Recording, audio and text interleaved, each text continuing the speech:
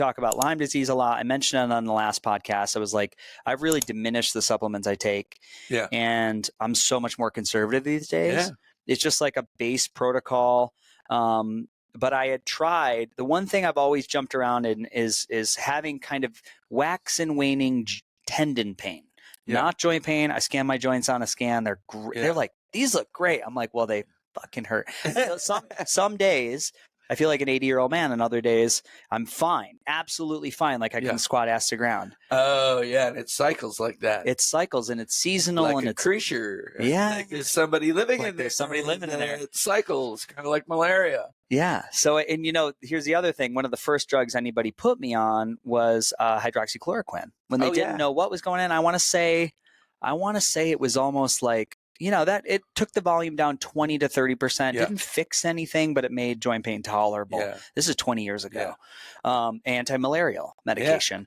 But I had tried Comax after going off of, I was on a cycle of rapamycin, which I actually got decent results, but it's expensive. There's other side effects. I was like, every cycle, $600. I was like, I don't know if this is the jam.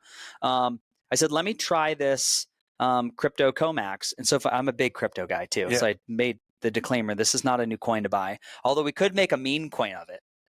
A meme coin. A meme coin. We could make a coin for crypto. Okay, we won't do that. Oh, no, I know. It totally. First, I had cat's claw in it, and it was going to be called Crypto Cat or something. It was like a Dogecoin type. Yeah. We could do that. We'll examine that business partnership in the future. But I had literally tried a teaspoon in the morning and at night, and after day 3, I had better results than I had with the Rapamune. Yeah. And I had done, almost a year on and off. It was really wild. And I'd say inflammation went down 60 to 40% within the tendon, exactly the spot where I wanted it to go. So the product we're talking about is right here. We'll just show that to the camera, and we'll get a good B-roll shot of this.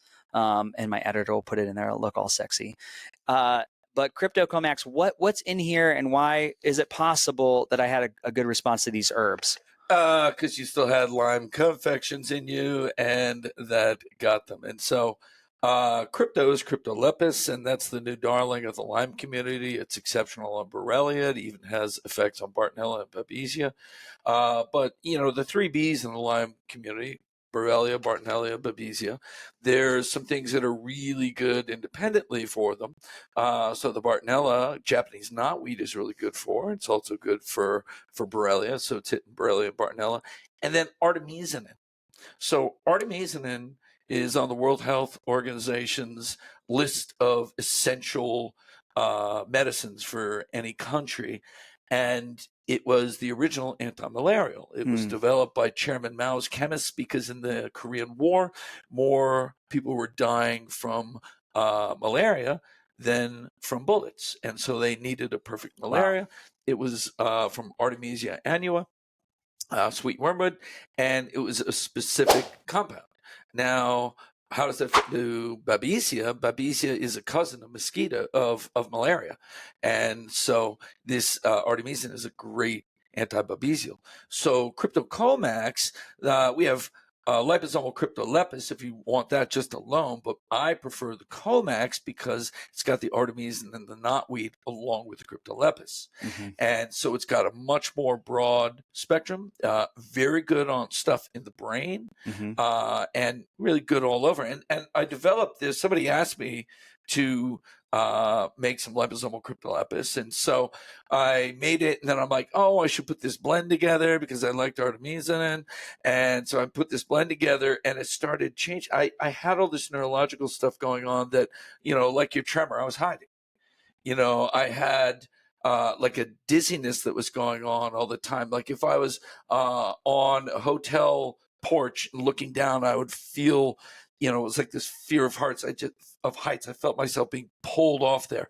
I was starting to lose my depth perception. Like I couldn't run down stairs real fast. And I found myself touching a lot of things as I moved around, and all this started going away when I was doing the Comax.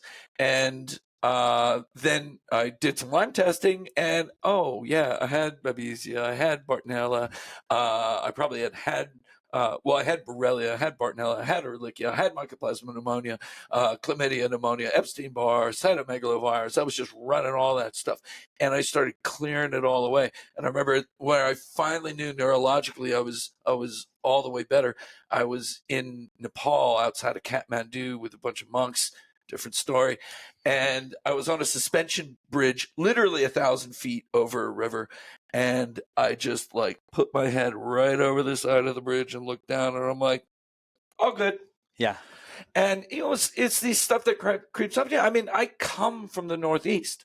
Who knows how long I had it? I view Lyme like a herpes family thing. Like it's in there, it's in its biofilm, and it comes out when it has opportunity. I mean, I don't know if you know the history of Lyme and where it was engineered off of Lyme, Connecticut. There's a place called Plum Island. Plum Island. Yeah, well, I used to go to the beach there as a kid. Yeah, you did. So you got the good stuff. I freaking body surfed on Plum Island. I got the real stuff. I remember some stuff hitting me in college that now I'm like, oh, that was Lyme. Yeah. And so I cleared all this stuff up in me, and then we started working with a big clinic out in Pennsylvania, Turnpaw Wellness, and they Lyme test every single person that comes in the door. And I went and talked to these guys, and we're like, soulmates, and I just gave them a whole bunch of this stuff, and they love this stuff, and they have all these stories like you. Like, we got this guy pretty well, but it was just kind of grinding on, and we're always kind of maintaining it. And then, and then we gave him Comax, and 7 days later, he was just done. Yeah. He called in 2 days. It was like, that moved the needle more than anything I've ever taken. Yeah, it was quick. Yeah.